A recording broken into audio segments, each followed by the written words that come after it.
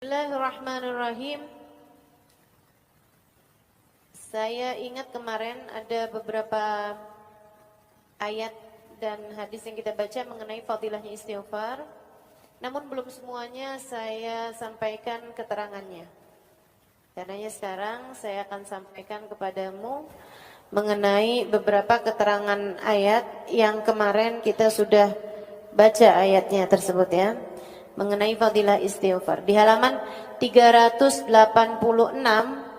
yang berbahasa Arab dan kitab halaman 428 yang berbahasa Indonesia atau 634 untuk yang cetakan yang terbaru.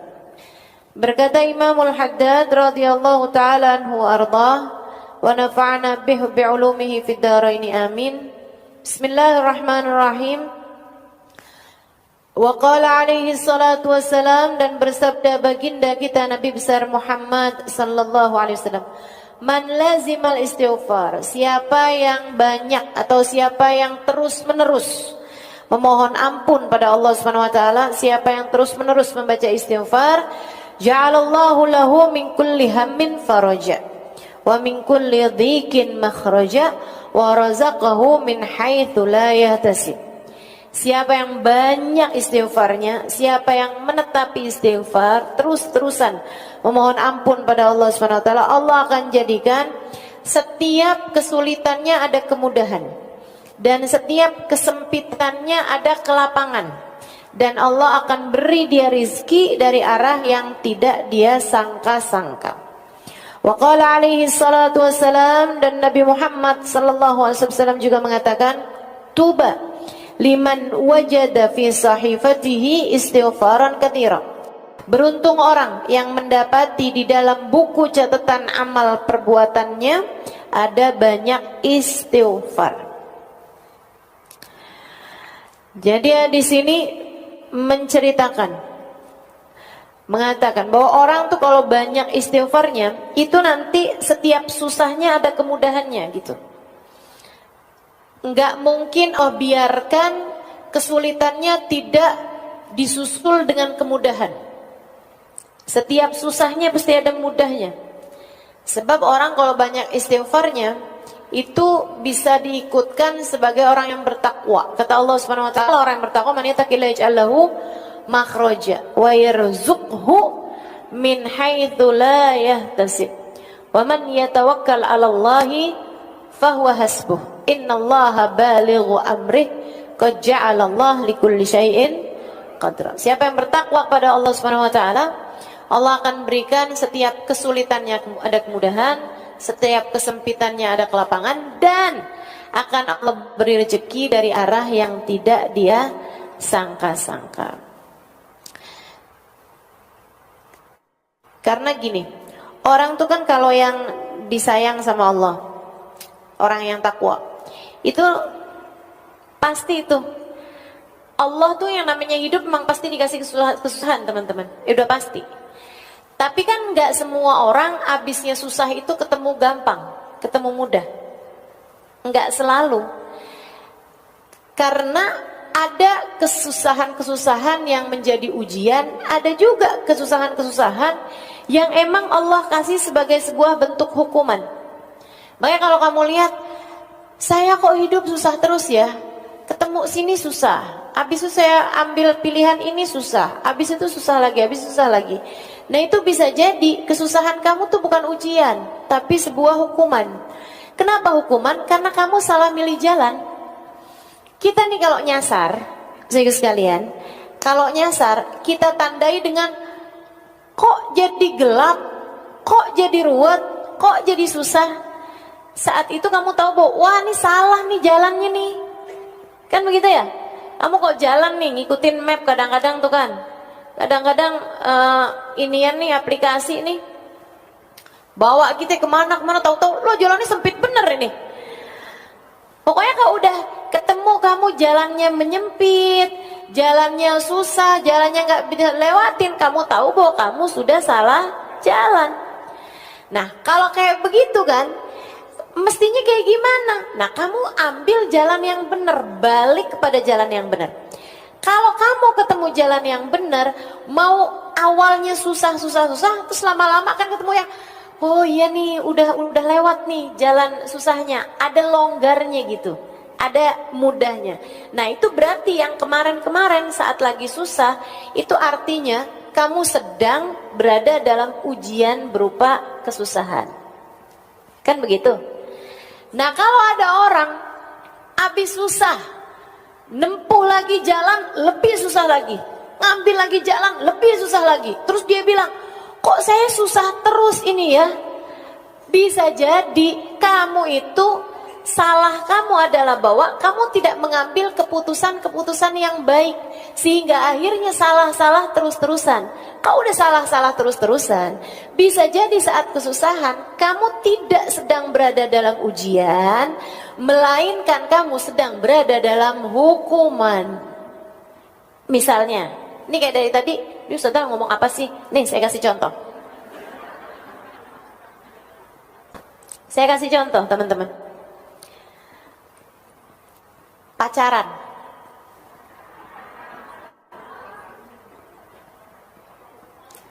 Salah apa benar? Salah. Tapi dia ikutin.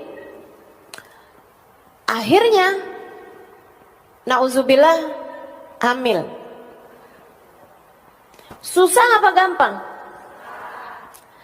Tambah susah apa tambah gampang?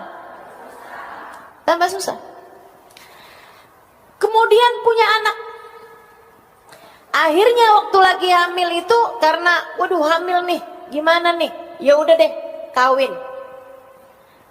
Kawinnya kan nggak punya pilihan. Kawinlah sama orang yang menghamili itu, kan begitu. Punya anak. Habisnya nikah, kemudian melahirkan. Tambah susah apa jadi gampang? Tambah susah. Ternyata anaknya begini begitu, ternyata akhirnya siang suaminya itu dengan perempuan lain, akhirnya kemudian berantakan kehidupannya, ininya juga rumah tangganya masih belum siap, ini itu segala macam. Akhirnya anak dititipin ke panti asuhan. Wah, pokoknya udah jadi ruwet semuanya, tambah kesana tambah ruwet, tambah belangkrak nggak jelas teman-teman. Kenapa gitu? Karena pilihannya sejak awal adalah pilihan yang salah. Kalau udah kamu memutuskan, kalau kamu udah tahu jalannya itu nyasar, ya buruan putar balik. Putar balik itulah namanya taubat. Di saat putar balik nih, kamu nih nyari-nyari jalan yang baik sambilan kamu yang nyesel, ya ampun, kayak gitu ya, ya Allah, mudah-mudahan keburu nih masih nih. Itu namanya istighfar. Ibarat hidup tuh kayak lagi melakukan perjalanan kehidupan tuh kayak gitu. Makanya kenapa orang-orang yang kayak kita ini yang banyak bikin salahnya emang pantas banget untuk banyak minta ampunnya sama Allah Subhanahu wa taala. Kayak gitu. Suami memilih atau suami sedang terfitnah naksir sama perempuan lain. Itu susah apa gampang? Widih langsung mau curhat. Suami lagi senang atau lagi terfitnah hatinya sehingga suka sama perempuan lain yang tentu saja tidak halal bagi dia. Kan begitu? Kamu susah hatinya karena hal tersebut. Kamu cemburu, kamu marah, kamu begini, kamu begitu. Ini nih kan ujian nih. Itu kayak lagi kalian berdua ini lagi pada mulai nyasar jalannya nih. Si suami nyasar jalannya, kamu juga lagi dibawa menuju ke jalan yang salah. Teman-teman sekalian, nah ini kamu bisa memutuskan untuk yang, oh kamu mau nyasar aja, ya udah kamu aja. Saya mah enggak. Ada perempuan-perempuan berkelas yang kayak begitu. Tapi enggak banyak, enggak sedikit juga yang mikirnya kayak gini. Oh, jadi begitu caranya. Oke. Emang kamu aja yang bisa selingkuh? Saya juga. Saya juga masih cukup laku kok. Mendadak langsung jilbabnya nggak tahu kemana, nyangkut kayaknya nih si jilbabnya. Habis itu kemudian mulai pakai pakaiannya yang terbuka. Nah ini kan namanya kan salah, nyasar, ikutan nyasar juga. Akhirnya kemudian beneran ada yang senang sama dia, ketemu sama laki-laki yang dia merasa bahwa ini adalah cara saya untuk balas dendam. Balas dendam sama siapa? Teman-teman saudaraku sekalian, suamimu sedang terfitnah, suamimu sedang nyasar jalannya. Masa kamu ngiri sama orang yang jalannya nyasar? Emang dia aja yang bisa nyasar jalannya, saya juga. Masa gitu? Terus habis gitu, kamu pun juga ikut menempuh jalan yang salah juga. Kemudian tambah banyak salahnya, suamimu terjebak dalam perzinaan, kamunya juga iya. Kemudian kehidupan kayak begitu, di saat ketemu nih, ketemunya cuma sama setan-setannya nih. Suami sama istri kalau udah kayak begitu tuh, itu setannya luar biasa banget. Kenal kan sama setannya, namanya siapa?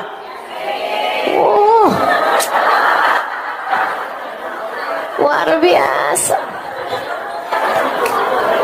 Aduh. Berantakan hidup teman-teman saudaraku sekalian. Berantakan. Jangan kayak begitu. Jangan, ya. Tinggalkan, pilih keputusan baik dalam kehidupan. Ini udah tahun 2026 ini. Udah berganti waktu, udah terus aja jalan. Waktu-waktu ini begitu cepatnya berlalu, teman-teman sekalian. Kita nggak menuju kecuali semakin dekat makubur kita sendiri. Kalau kita mau biarkan diri kita memutuskan salah lagi, siapa yang menurut kamu akan memperbaiki kehidupan kamu? Kalau keputusan yang kamu ambil itu benar, nih. Kalau keputusan yang kamu ambil itu benar, lagi susah-susah sekarang, nantinya itu akan ada kemudahan. Tapi kalau udah keputusan yang kamu ambil salah, saudaraku sekalian, kedepannya bakalan lebih ruwet lagi, lebih susah lagi, terus aja begitu, kamu bakalan susah terus hidupnya. Saya kesian sama kamu. Jangan mau hidup kamu susah. Kamu berhak bahagia, kamu berhak senang, dan enggak ada yang bisa nyenengin kamu, enggak ada yang bisa bikin diri kamu bahagia selain Allah. Maka enggak ada yang bisa bikin hidup kita bahagia selain Allah Subhanahu wa taala. Baru kayak begitu salah jawabnya. Nggak ada yang bisa bikin hidup kita bahagia selain Allah Subhanahu wa taala. Karena jangan ngandelin siapapun. Kamu hanya perlu dekat sama Allah. Nah sekarang gimana caranya mau dekat sama Allah nih? Kita udah terlanjur dosa gitu udah banyak. Iya, istighfar, mohon ampun sama Allah, pendekatan lagi sama Allah, bersih lagi sama Allah. Kan gitu ya? Deketin lagi Allahnya. Kita seolah berkata, ya Allah,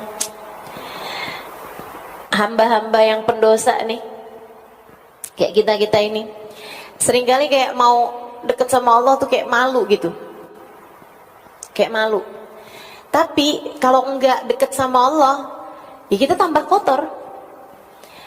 Kita kayak seseorang yang datang ke danau yang sangat jernih banget, tapi kita habis jatuh ke lubang, kita habis jatuh ke lumpur, saudara sekalian.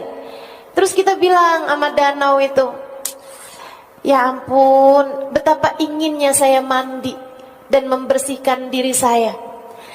Tapi saya merasa malu, saya khawatir kotoran-kotoran saya akan dapat mengotorimu. Kamu cakep banget danaunya, indah banget, jernih banget. Saya sebenarnya kepengen mandi, bersih-bersihin diri. Karena saya tahu kamu dapat melakukannya. Air yang bisa bersihin kita kan. Tapi kan kita dari kotornya tuh sampai ngerasa, ya ampun, ya apa nggak ngotorin danaunya nih cakep kayak begini, saya mandi airnya jadi kotor. Tapi danaunya bilang, kalau kamu nggak nyebur, kapan ceritanya kamu bisa bersih? Kemarilah, mandilah, bersihkan dirimu. Sesudah itu, kamu pun akan menjadi bersih. Dan kamu nggak usah perlu malu. Sebab keindahanku, kejernihanku tak akan dapat kamu mengotorinya. Allah kayak begitu. Allah kayak gitu. Malu datang ke Allah bawa dosa lagi, datang ke Allah bawa dosa lagi. Saya suka merasa kayak gitu, ya Allah, kapan nih ceritanya? Kapan ceritanya ada waktu di mana saya bisa datang kepada Allah tanpa mengadukan dosa-dosa saya gitu? Kapan ada ceritanya saya datang kepada Allah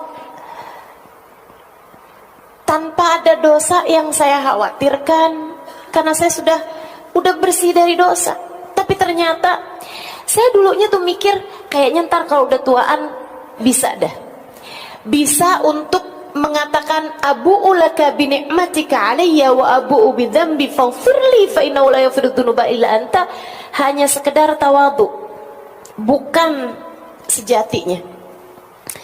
Ya Allah, kau datang kepadaku dengan bergunung-gunung kenikmatan, sementara aku datang padamu dengan bergunung-gunung dosa. Tapi ya Allah, tak akan ada yang dapat mengampuninya selain Engkau, karenanya ampuni saya ya Allah. Sayyidul Istighfar yang diajarkan Nabi Muhammad SAW. Saya dulu berpikir kayaknya saya mungkin kalau udah tua-tuaan saya bisa ngomong itu, tapi saya merasa bahwa itu adalah bentuk ketawaduan. Aslinya udah terhindar dari dosa-dosa. Tapi nyatanya sesudah setua ini, ternyata kata-kata itu masih menjadi fakta. Bahwa sampai dengan sekarang, tahun berganti, bulan berganti, hari berganti, terus berganti, saya masih mengatakan kalimat tersebut, bukan sekedar bentuk ketawaduan, tapi kesejatian diri ini. Ya Allah, masih malu aja nih saya ya Allah. Ternyata masih bener aja nih ucapan, Engkau datang dengan bertubi-tubi kenikmatan, sementara aku masih terus-terusan datang dengan bergunung-gunung dosa. Tapi tidak ada yang dapat mengampuninya selain Engkau. Karenanya ampuni saya ya Allah. Karenanya ampuni saya ya Allah. Banyakin minta maaf. Seenggaknya orang kalau sering minta maafnya kan mungkin buat dapat ampunannya. Dan kalau udah dapat ampunan, ini enaknya umat Islam ya. Ini enaknya jadi hambanya Allah. Allah itu teman-teman, Allah itu, kamu punya 100 dosa, datang kepada Allah bertaubat, datang kepada Allah minta ampun, Allah lupakan 100 dosamu hanya karena satu kali datangmu padanya. Kalau orang kebalikannya, kita berbuat baik sama orang 100 kali, begitu kita berbuat salah, orang hanya akan ingat kesalahan kita. Kan begitu? Begitu. Sama orang tuh, orang nggak usah orang, kita juga kayak gitu. Kita ngelihat orang nih baik banget, satu hari kita dengerin aibnya dia, satu hari kita tahu kekurangan dia, satu hari kita tahu kesalahan dia, satu hari kita tahu dosa dia. Itu 100 kebaikan dia kayak hilang aja gitu, kehapus sama satu dosa yang dia perbuat tersebut. Bukan begitu? Ibu-ibu kalau lihat suaminya kan kayak gitu, kebaikan dia sepanjang tahun kayak hilang hanya karena satu kesalahan yang dia perbuat, kan begitu? Manusia kayak begitu teman-teman saya sekalian. Maka betapa indahnya betapa indahnya datang pada Allah Subhanahu wa taala. Betapa indahnya istighfar yang kita lakukan. Betapa pantasnya kita untuk minta ampun sama Allah Subhanahu wa taala.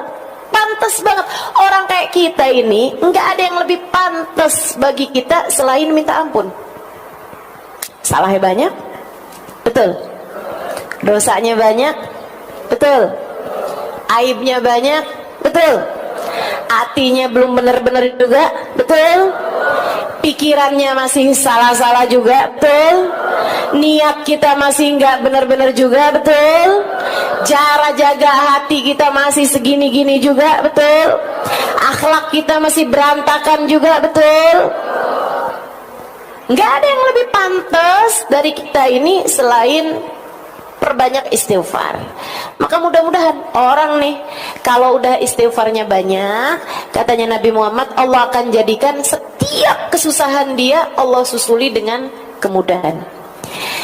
Setiap permasalahan dalam hidupnya Allah akan kasih jalan keluarnya. Dan Allah akan kasih rezeki dari arah yang tidak disangka-sangka. Maka tetaplah memilih kebaikan dan tetaplah meminta ampun atas kesalahan dan dosa-dosa yang telah dilakukan. Insya Allah. Dalam hadis yang lain Nabi Muhammad bilang, ini kan untuk urusan dunia nih. Pokoknya semua kesusahannya bakal berjumpa kemudahan, semua permasalahannya akan berjumpa jalan keluar. Nah untuk akhirat, tuba liman wajada fi sahifatihi istighfaran katsira. Di akhirat nanti beruntung orang yang ketika buka buku kehidupannya, catatan amal perbuatannya, dia mendapati banyak istighfar di dalam catatan perbuatannya tersebut. Saudara sekalian, ini bisa punya dua makna. Makna yang pertama, ya emang dia banyak istighfarnya. Dia banyak istighfarnya sehingga catatan istighfarnya banyak. Ada ribuan istighfar, tiap harinya dia baca.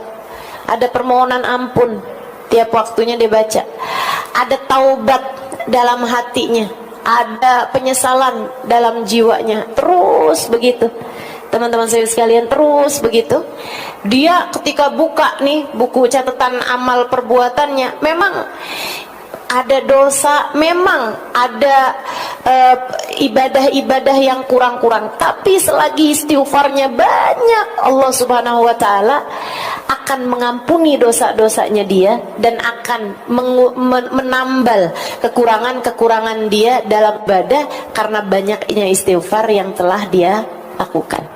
Oke, beruntung orang yang istighfarnya banyak.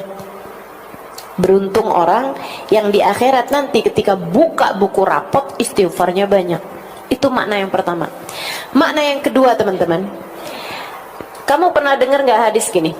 Innallaha kullu man fis samawati wa ma fil ard yastaghfir li muallimin nasil khair.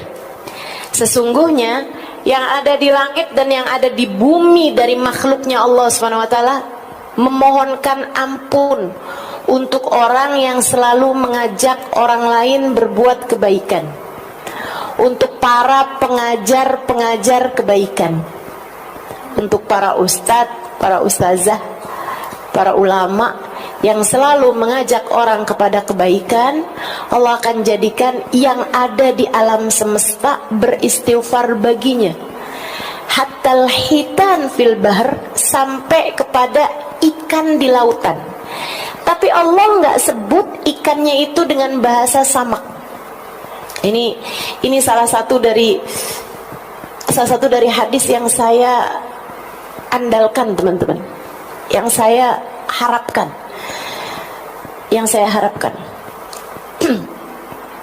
Sesungguhnya Allah akan menjadikan sesungguhnya Allah menjadikan apa yang ada di langit dan di bumi dari makhluknya Allah beristighfar, memohonkan ampun untuk orang-orang yang selalu mengajak kepada kebaikan.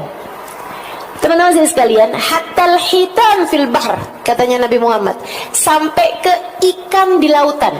Tapi Allah ketika menyebutkan hitan, ikan, ya, ikannya itu nggak pakai bahasa samak, tapi pakai bahasa hitan.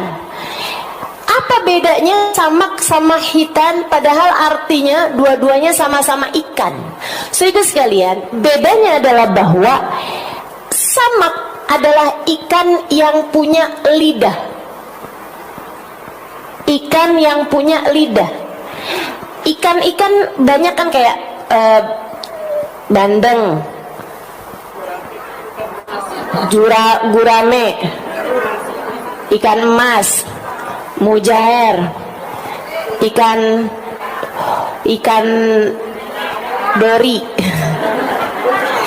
ikan tuna, ya, ikan sapu.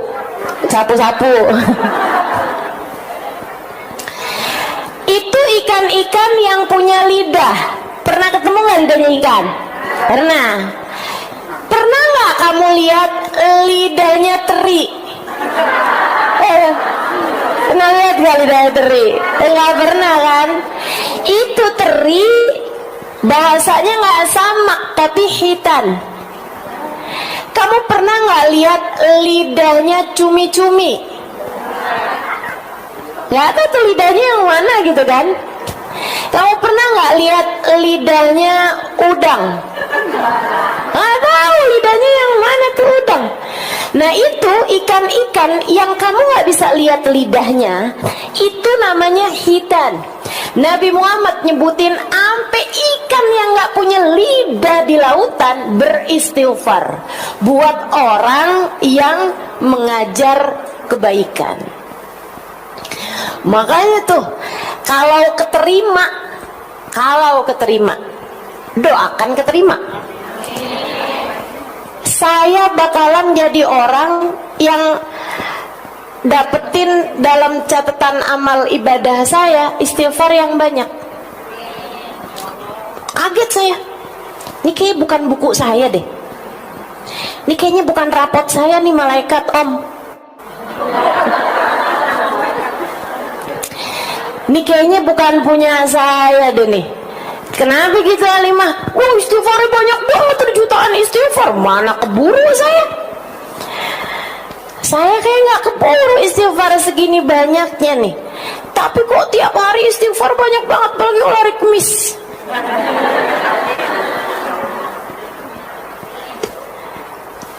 Kalau keterima.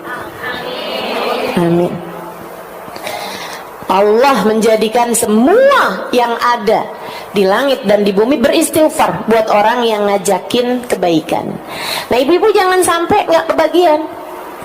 Belajar buat ngajakin orang kepada kebaikan. Ustazah, saya nggak punya mic. Nggak harus pakai mic dong. Anak kamu ajakin kebaikan, suami kamu ajakin kebaikan, kakak adik kamu ajakin kebaikan, tetangga-tetangga, teman-teman, orang di sekeliling ajakin kepada kebaikan. La'an ahdaita rajulan ilal Islam ahabbu ilayya min humrin na'am. Kamu menjadi sebab hidayahnya seseorang. Satu aja. Lebih aku sukai, kata Nabi Muhammad, daripada kamu menghadiahi aku rampasan perang berupa kuda-kuda perang berwarna kemerahan. Saudara sekalian, paling mahal tuh kuda perang berwarna kemerahan. Emang ada Ustazah kuda warnanya merah? Enggak, hitam. Warnanya hitam, tapi kuda-kuda perang yang mahal itu hitamnya hitam pekat, sampai kalau lagi kena cahaya matahari kelihatan tembaga warnanya, kayak marun-marun gitu. Warna kudanya. Itu namanya humrin na'am, teman-teman saya sekalian. Kuda perang berwarna merah. Harganya miliaran kalau di uang sekarang, uang kita di Indonesia ini ya, harganya tuh miliaran. Lebih mahal daripada Mercy. Lebih mahal tuh. Lebih mahal daripada Al-Fatihah. Lebih mahal. Kuda-kuda perang yang warnanya merah. Nabi Muhammad SAW mengatakan, la an ahdaita rajulan ilal Islam ahabbu ilayya min humrin na'am. Kata Nabi, daripada kamu ngasih hadiah kuda perang berwarna merah, artinya daripada kamu melakukan sesuatu kayak bersedekah, ibarat katanya menghadiahkan sedekahnya itu buat Nabi Muhammad seharga miliaran rupiah gitu ya, misalnya gitu, kamu lebih nyenengin aku, kata Nabi Muhammad, jadi sebab hidayahnya seseorang. Jadi sebab hidayah seseorang tuh nggak harus memasukkan orang ke dalam agama Islam, enggak. Saudara kamu asalnya nggak sholat jadi sholat, kakak kamu asalnya durhaka sama suami jadi istri solehah dengan ajakan kamu. Orang di sekeliling kamu yang asalnya buka-buka aurat kemudian menjadi menutup auratnya, kamu jadi sebab hidayahnya seseorang, itu yang akan menjadi Nabi Muhammad ridho, seneng, cinta sama kamu.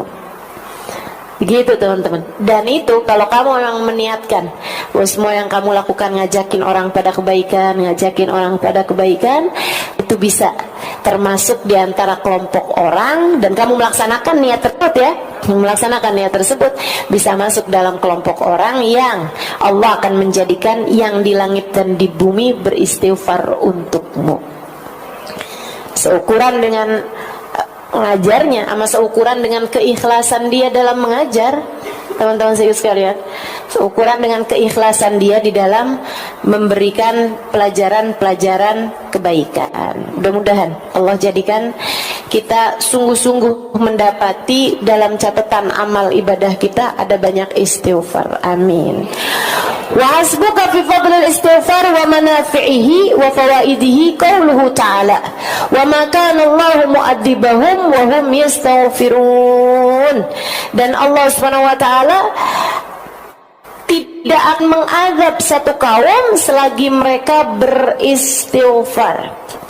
Ayatnya itu diawali dengan wa ma kana Allahu liya'adzibahum wa anta fihim wa ma kana Allahu mu'adzibahum wa hum yastaghfirun. Kata Allah Subhanahu wa taala, wa ma kana Allahu mu'adzibahum wa anta fihim. Kami tidak akan mengadab satu kaum, Allah tidak akan menurunkan azab kepada satu kaum selagi engkau wahai Nabi Muhammad berada di antara mereka. Kami tidak akan mengadab suatu kaum selagi mereka selalu beristighfar.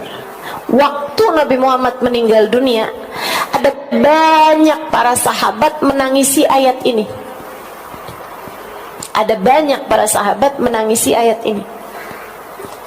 Mereka bilang, ya Allah, kita sekarang sudah kehilangan satu sebab terangkatnya azab, yaitu baginda Nabi Muhammad SAW.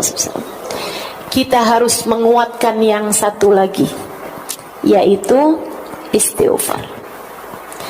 Itu sebabnya wali-walinya Allah SWT, terutama di zaman-zaman akhir, mereka itu teman-teman saudaraku sekalian lebih memilih untuk diangkatnya azab dari umat dibandingkan dengan tampaknya karomah-karomah mereka.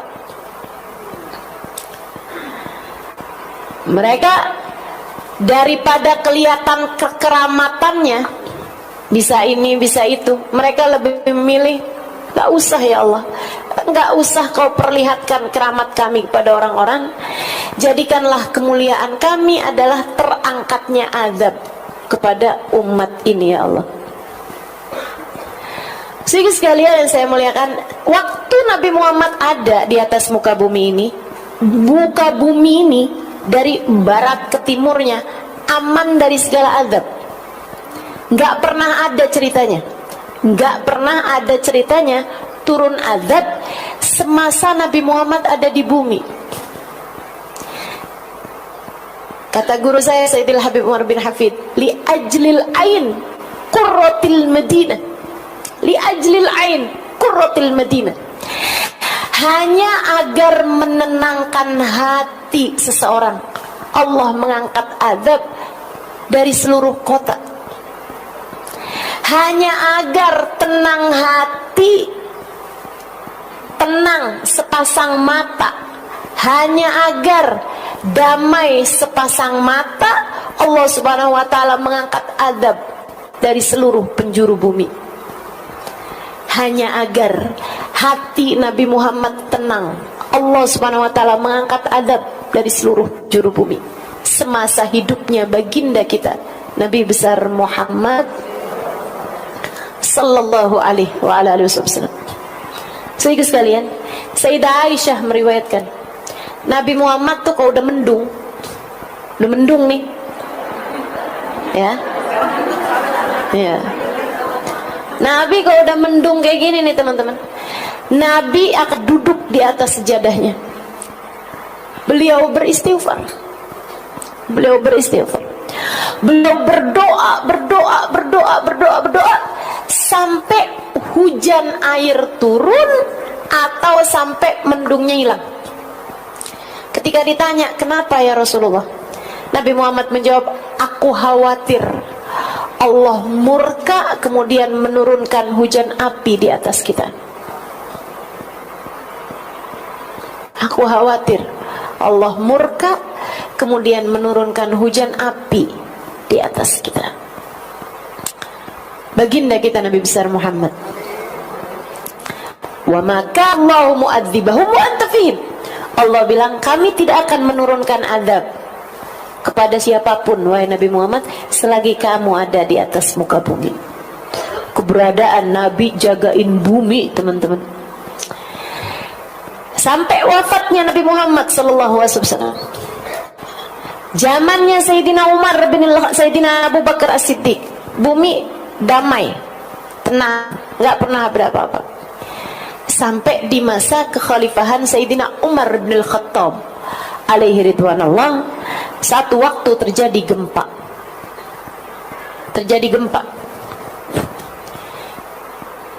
Di kota Madinah. Sayyidina Umar keluar bawa pecut. Kemudian dia hentakkan, dia pukulkan pecut tersebut, dibawa cambuk, dipukulkan cambuk itu ke atas bumi. Kemudian beliau bilang, ala a'dil fawqaka ya ardallah, ala a'dil fawqaka ya ardallah, bukankah aku telah adil di atasmu ini wahai buminya Allah? Bukankah saya telah adil di atasmu ini wahai bumi Allah? Langsung tenang, gempanya berhenti dan tidak pernah terjadi gempa lagi semasa hidupnya Sayyidina Umar bin Al-Khattab alaihi ridwanullah. Hamba-hamba tercinta di sisi Allah Subhanahu wa taala mengangkat bala dari umat. Saudara sekalian, termasuk juga kamu kalau dicinta sama Allah, kamu bisa mengangkat bala sekurangnya dari diri kamu, atau bahkan sekurangnya dari orang-orang di sekeliling kamu. Makanya kalau ada orang-orang di sekeliling kamu masih belum benar, masih kena bala, masih ada hal-hal yang maksudnya masih ada kayak bencana apa segala macam di dalam kehidupan kamu, itu cara Allah juga memperingatkan bahwa kamu belum segitunya tercinta di sisinya. Saudara sekalian, saya pernah ceritakan sama kamu orang perempuan, saya nggak tahu teman-teman masih ingat apa nggak ingat. Enaknya cerita sama ibu-ibu kan kayak gitu. Dulu nggak tahu, habis itu diceritain terus lupa. Jadi kapan aja boleh cerita. Dulu ada seorang perempuan, ada seorang laki-laki, ya. Dia tuh penasaran siapa sih jodoh dia gitu. Kok kayaknya udah sampai umur udah hampir 50-an tahun nggak nikah-nikah. Ada aja halangannya sampai nggak nikah-nikah. Kok soleh, laki-laki soleh, bahkan ya kayak waliullah lah gitu ya. Seorang ulama, beliau datang mengajar kemana-mana, tapi nggak ada jodohnya gitu. Kayak ada aja halangannya, nggak ketemu jodohnya. Akhirnya satu hari dia doa kayak gini nih, Ya Allah, kalau emang saya ini enggak takdir nikah di dunia, ya Allah, saya mau kau kasih tahu saya jodoh saya di surga. Gitu. Aneh doanya ya. Para jomblo nggak usah doa kayak gitu. Nggak usah. Kayak segitu putus asa kamu gitu. Jangan.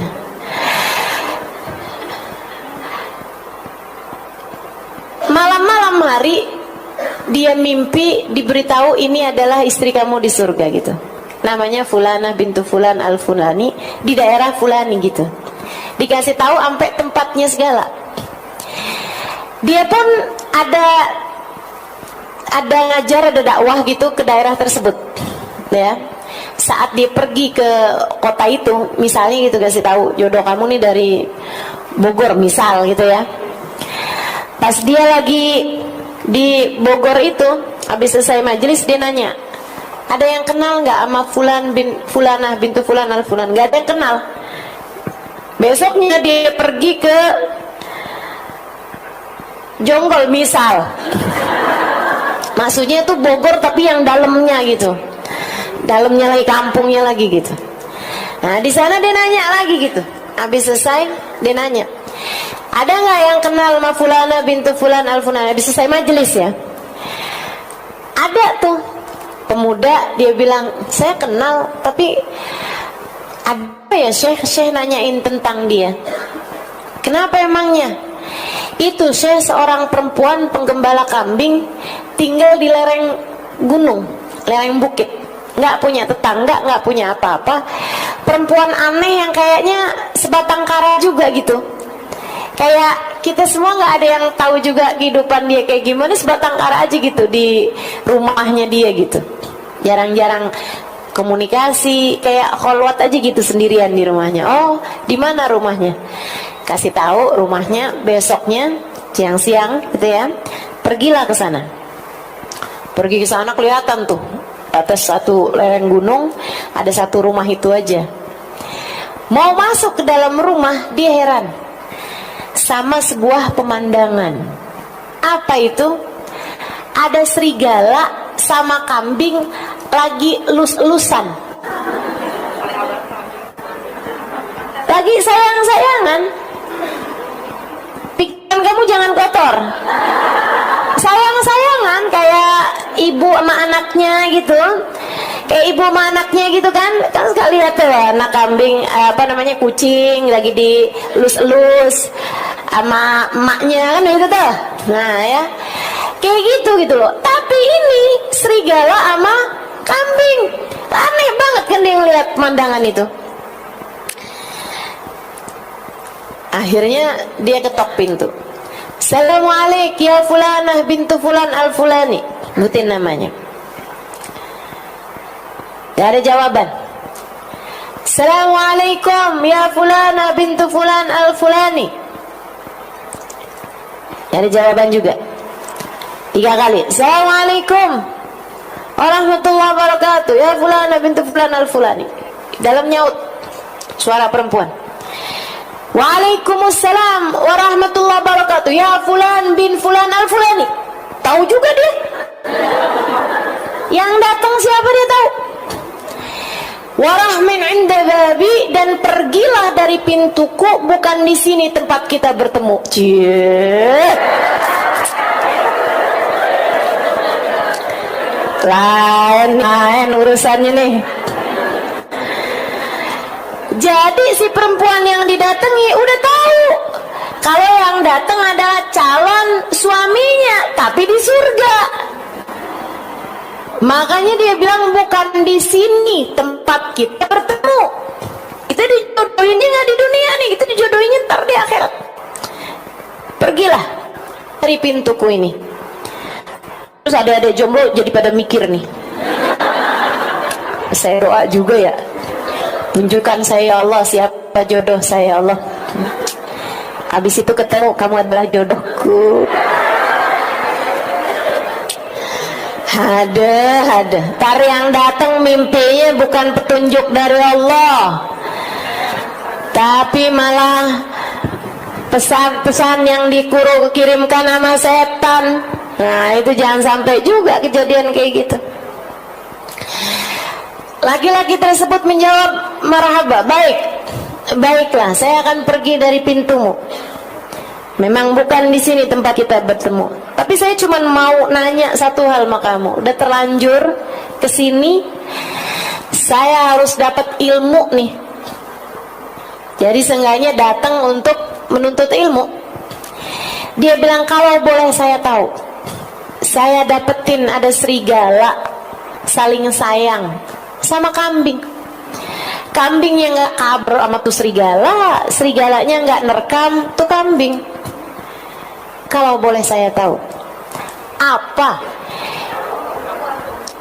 yang membuat rahmat Allah segitu besarnya turun padamu sampai kambingnya dijaga sama Allah nggak kena adnya serigala?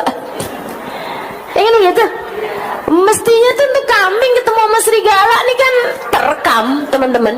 Dan itu kan bala, segede-gede bala buat kambing, ya kan? Tapi ini kok kamu sampai segala kambingnya kamu aja loh dijaga sama Allah. Kambing kamu nih sampai dijaga sama Allah segitunya gitu. Apa sebabnya? Perempuan tersebut menjawab, innahu mahad rahmah min indillah. Saya rasa itu memang rahmatnya Allah aja gitu. Cerita ini pernah diceritakan Sayyidil Habib Umar bin Hafid. Teman-teman sekalian, salah satu dari ilmu-ilmu yang berulang kali saya mendengarkannya dari Sayyidil Habib Umar bin Hafid dalam pelajaran-pelajaran beliau. Akhirnya dia bilang, ya udah kalau gitu saya pamitan. Ya memang kalau udah rahmatnya Allah, Allah mau ngasih yu'ti man yasha kan gitu. Allah ngasih aja, nggak pakai pandang bulu gitu kan. Kalau Allah mau ngasih aja gitu. Jadi dia bilang, saya nggak ngerti sebabnya apa, tapi itu pembelian dari Allah SWT. Oh ya udah kalau gitu saya pamitan. Tapi baru beberapa langkah dia bilang, tunggu, barangkali. Kenapa Allah memberikan ini pada saya adalah karena la'allahu khaslah Husailah saghirah kanat ma'i. Mungkin ini disebabkan karena saya punya satu sifat kecil, sifat baik kecil ada dalam diri saya. Dia bilang, apa itu? Saya kalau sedang berada dalam panas tidak berharap dingin. Saya kalau berada dalam dingin tidak berharap panas. Saya kalau sedang berada dalam keadaan lapang tidak berharap sempit, dan sempit tidak berharap lapang. Saya kalau lagi nggak punya duit nggak berharap punya duit, kalau punya duit nggak berharap nggak punya duit. Kalau yang kedua gampang, tapi yang pertama itu yang repot. Saya kalau sedang sehat nggak berharap sakit, ya iya. Tapi saya kalau sedang sakit pun saya tidak berharap sehat. Saya tahu apapun yang Allah Subhanahu wa Ta'ala tetapkan adalah yang terbaik, sehingga saya menerimanya dengan penuh sukacita. Saya rasa itulah sebabnya kenapa Allah Subhanahu wa Ta'ala menurunkan rahmatnya pada saya. Laki-laki tersebut mengatakan, innahu laysat khusailah, innaha khaslah kabirah. Itu sih bukan sifat kecil, itu adalah sifat besar yang tidak dimiliki kecuali oleh para hamba-hamba terkasih, tercinta di sisi Allah. Kamu bagaimana? Ya Allah, terima tuh, gampang. Maksudnya orang yang hidupnya pandai menerima keputusan-keputusannya Allah Subhanahu wa Ta'ala, ridho sama keputusan Allah, Allah pun mudah untuk ridho kepada hamba tersebut. Nih teman-teman sekalian, sebab diangkatnya azab. Jadi ada orang-orang di atas muka bumi ini yang menjadi sebab diangkatnya azab. Perempuan ini nih jadi sebab diangkatnya azab kepada binatangnya, bahkan kambingnya aja sampai Allah angkat azabnya di itu, yang seharusnya pantas-pantasnya didapat ketika berjumpa sama serigala. Begitu kan? Jadi sekalian, waktu Sayyidina Umar bin Abdul Aziz hidup dan memerintah khilafah Islamiyah, enggak ada kambing diterkam serigala sekekuasaan beliau. Coba tuh liatin. Emang kalau pemimpin baik tuh pengaruhnya buat umat tuh besar sekali. Maka kita doakan mudah-mudahan Allah kasih pemimpin baik buat kita. Dan kalau ada pemimpin jahat, mudah-mudahan biarkan mereka berhadapan dengan Allah Subhanahu wa taala. Biarkan Allah Subhanahu wa taala yang menyingkirkannya dari kita tanpa repot-repot usaha kita untuk menyingkirkannya. Amin. Amin ya rabbal alamin. Saudara sekalian yang saya muliakan, ini nih Sayyidina Umar bin Abdul Aziz. Makanya satu waktu ada serigala mendapati kambingnya diterkam, ada penggembala mendapati kambingnya diterkam sama serigala. Dia lagi di tengah-tengah gembalaannya, dia dapetin ada yang teriak kenceng banget, dia samperin ke sana, ternyata salah satu kambingnya diterkam sama serigala.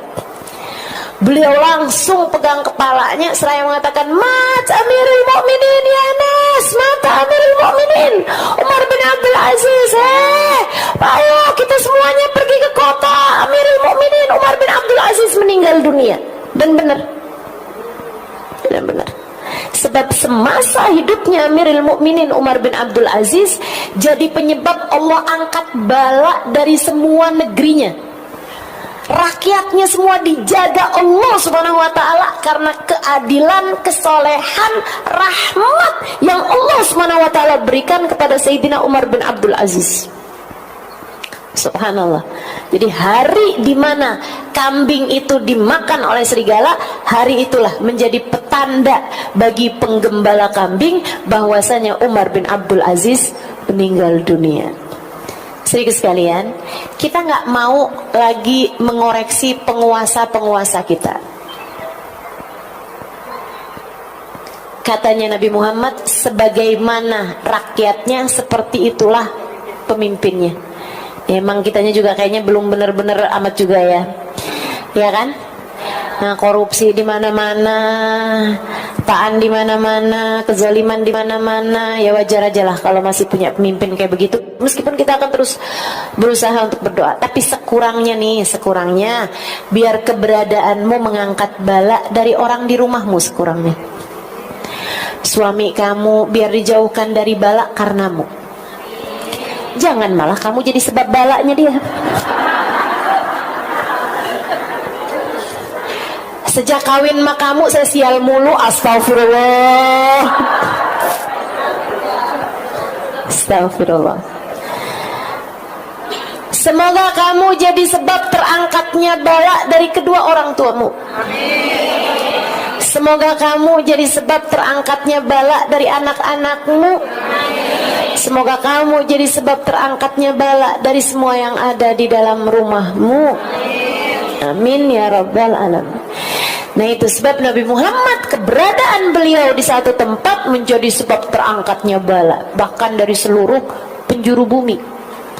Gak ada yang diadab tuh waktu Nabi Muhammad ada di atas muka bumi. Begitu Nabi Muhammad meninggal dunia, para sahabat banyak yang nangisi ayat ini nih. Ya ampun, sebab terangkatnya bala dari kita udah hilang satu, yaitu keberadaan Nabi Muhammad diangkat di atas muka bumi. Kita hanya tinggal bisa mengangkat bala dari sebab yang satu lagi. Apa itu? Istighfar. Wa ma kana Allahu mu'adzibahum wa hum yastaghfirun. Dan Allah tidak akan menurunkan azab kepada satu kaum selagi mereka mustaghfirun, yastaghfirun, selagi mereka selalu beristighfar. Ini Allah nggak bilang hum mustaghfirun dan mereka adalah orang-orang yang beristighfar, karena orang-orang yang beristighfar akan tetap disebut beristighfar selagi mereka memperbanyak istighfar walaupun sedang tidak beristighfar. Atau Allah juga nggak bilang wahum istighfaru dan mereka telah memperbanyak istighfar, enggak. Tapi Allah bilang wahum yastaghfirun. Nah, ini fi'il mudhari'. Ini agak repot ya saya neranginnya. Tapi nggak apa-apa, tetap harus saya terangin biar siapa tahu di sini ada yang belajar nahwu, belajar sorof, belajar fadilatul ma'ani, gitu ya. Fadilahnya makna-makna itu fi'il mudhari' teman-teman punya faidah lil istimrar. Punya faidah lil istimrar. Punya arti senantiasa. Makanya Allah ketika menceritakan bahwa Allah bersolawat kepada Nabi Muhammad nggak pakai fi'il madhi. Allah nggak bilang Allah, sungguhnya Allah dan segenap malaikatnya telah bersolawat. Nggak gitu. Tapi pakainya innallaha wa malaikatahu yusalluna 'alan nabi. Yusallun pakai fi'il mudhari'. Punya faedah sedang, senantiasa dan selalu. Ya, punya faedahnya salah satunya adalah dengan senantiasa, punya arti senantiasa. Artinya Allah tidak akan menurunkan azab kepada satu kaum selagi mereka selalu senantiasa beristighfar. Istighfar yang banyak. Biar Allah angkat adab. Angkat adab dari dirimu. Karena dosa-dosa ini pantas bikin kita diadab sama Allah. Mudah-mudahan Allah angkat adab dari kita ini, teman-teman. Biar Allah angkat azab dari rumah tanggamu. Biar jadi rumah tangga yang terjaga. Nah, itu mesti banyak istighfarnya, Apalagi kita nih di bulan ini ya, bulan Rajab emang bulannya istighfar, teman-teman. Ini alhamdulillah walaupun tanpa rencana, tapi memang Allah SWT jadikan kita bahas urusan istighfar pada bulannya istighfar. Itu kayak Allah lagi mau bilang gitu, kurang apa nih? Kurang apa? Kalau nggak istighfarnya kamu perbanyak juga, mau nungguin apa lagi? Diajarin buat memperbanyak istighfar pada bulannya istighfar. Mudah-mudahan Allah anugerahkan pada kita kemampuan untuk mengamalkannya, hidayah dan taufik untuk dapat mengamalkannya, insyaallah. Amin ya rabbal. Wa qala ta'ala mukhbiran an nabihi Nuh alaihi salam. Dan juga fadilahnya istighfar banyak banget nih. Ucapannya Nabi Nuh alaihi salam dalam surat Nuh. Dari ayat 10 sampai dengan ayat 12 di sini ya.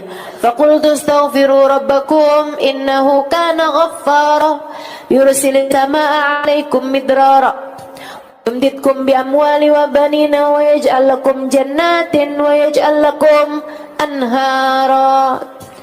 Dan aku berkata kepada umatku, istaghfiru rabbakum, beristighfarlah kalian wahai umatku kepada Allah. Mohon ampunlah kalian semuanya kepada Allah. Innahu kana ghaffara, sesungguhnya Allah adalah zat yang maha memberikan ampunan. Kamu harus beristighfar kepada Allah. Kenapa? Biar kamu diampunin. Itu sebab utamanya. Kamu punya banyak dosa, kamu perlu banyak ampunan, makanya beristighfarlah pada Allah Subhanahu wa taala. Mohon ampun sama Allah Subhanahu wa taala. Innahu kana ghaffar, Allah Maha Pengampun. Teman-teman saudaraku sekali, Habib Umar pernah dalam salah satu majelisnya membahas hal ini nih. Saya gak lama mikirin ini dan jadi sebab ketakutan sekaligus harapan. Salah satu dari hal-hal ini, teman-teman, ucapan-ucapannya ulama, ucapan-ucapannya orang-orang soleh itu jadi kayak obat buat kita. Ada seorang sahabat saya bilang, dia bilang subhanallah, memang ucapan orang soleh, ucapan ulama itu jadi kayak obat buat kita. Kita nih kadang-kadang kayak ibu-ibu nih, kayak nerima ilmu, asal jangan pakai penolakan ya. Asal kayak hati kamu tuh jangan ada keraguan-raguan terhadap apa yang saya ajarkan, gitu kan? Jangan sampai ada di hati kamu, sudah Halimah nih ngomong, saya ngomongnya doang. Emang ustazanya sekarang udah kayak gimana sih?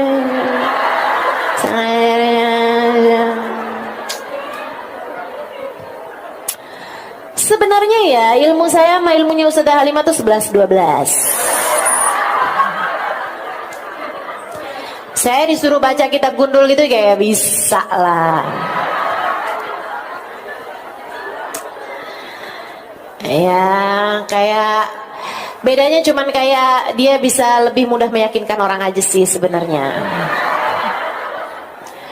Jangan ada perasaan-perasaan kayak begitu sama orang yang mengajarkan kepadamu kebaikan. Jangan punya perasaan kayak yang diulang-ulang mulu, ceritanya itu mulu. Ini ya Ustaz Halimah cerita yang ini nih kayak udah ke 579 lah. Hati-hati, jangan. Ya. Tapi selagi kamu mendengarkannya dengan rasa menerima ilmu tersebut kayak yang iya ya ampun, mudah-mudahan ya. Gitu ya. Walaupun kamu ngerasa kayak yang ketika datang hari-hari itu, duh saya ini udah banyak ngaji tapi kok kayak gini-gini mulu ya. Kayak kamu ngerasa nggak ada manfaatnya gitu. Kayak kamu ngerasa ilmu yang sudah didapat selama ini tuh kayak nggak banyak mengubah kamu gitu. Kok saya kayak gini-gini terus ya, padahal saya ngaji loh, padahal saya dengerin kajian loh, padahal saya hadir di majelis loh. Teman-teman serius sekalian, kamu nggak tahu aja itu tuh yang kamu dengarkan asal kamu dengerin. Kamu simak, kamu berniat untuk mengamalkan, ucapan-ucapan itu tuh mengendap dalam pikiran, mengendap di memori kamu. Ada tuh yang nanti akan keluar di saat kamu memerlukannya. Kayak pas lagi ngadepin suami kamu kesel banget, kamu kayak kepengen ngomong macem-macem, pengen marah, kepengen ini, kepengen itu, langsung keluar tuh ucapan saya tuh. Suami yang pegang kunci surga, yang benar mas suaminya. Jangan sampai kunci surga kamu dia telan. Betul? Pasti itu. Di saat kamu lagi kepengen beli apa-apa kan, tapi duit kamu nggak ada gitu kan. Di saat kayak ambisi banget gitu, pasti terngiang tuh ucapan saya. Sesedikit apapun uangmu cukup untuk membiayai hidupmu. Sebanyak apapun uangmu gak bakal cukup membiayai. Kalau kepengen hidupnya tenang, damai, jangan banyak. Iya kan? Yakin tuh saya, pas kamu lagi scroll Shopee, tanggal ganjil kayak hari ini. Ya Allah. Obat, teman-teman saudara sekalian. Ucapan-ucapan ulama obat.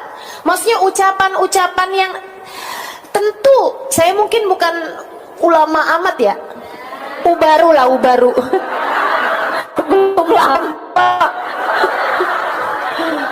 Belum lama masuk baru. Tapi itu kan saya mengucapkannya berdasarkan ilmu, jadinya jadi obat, begitu kan ya?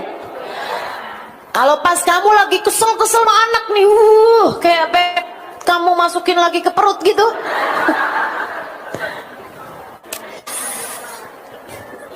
Rasanya kayak udah marah banget, kesel banget gitu. Tiba-tiba terlintas tuh ucapan, anakmu bukan milikmu, anakmu miliknya Allah. Kalau kamu berbuat jahat sama dia, yang punya bakalan marah sama kamu. Kan itu? Nah, tuh ingat-ingat ucapan-ucapan. Saudaraku sekalian yang saya muliakan. Jadi obat buat kita sekalian nih. Jadi obat buat kita sekalian. Saudaraku sekalian saya muliakan. Termasuk saya gitu juga tuh. Ucapan guru-guru saya, ucapan para ulama-ulama, jadi obat buat kita sekaliannya gitu. Buat saya, buat ngingetin. Salah satu dari ucapan Sayyidil Habib Umar bin Hafidh yang seringkali jadi obat buat saya nih. Saya kasih tahu. Katanya Habib Umar dalam salah satu kajian beliau, Innallaha la yubali. Habib Umar bilang, kamu jangan pikir Allah tuh cuma punya sifat 99 itu aja. Asmaul Husna tuh sifat-sifatnya Allah. Apalagi kalau kamu nyangka bahwa sifat-sifatnya Allah ya hanya sifat wajib, sifat mustahil, sifat jaiz, itu enggak gitu.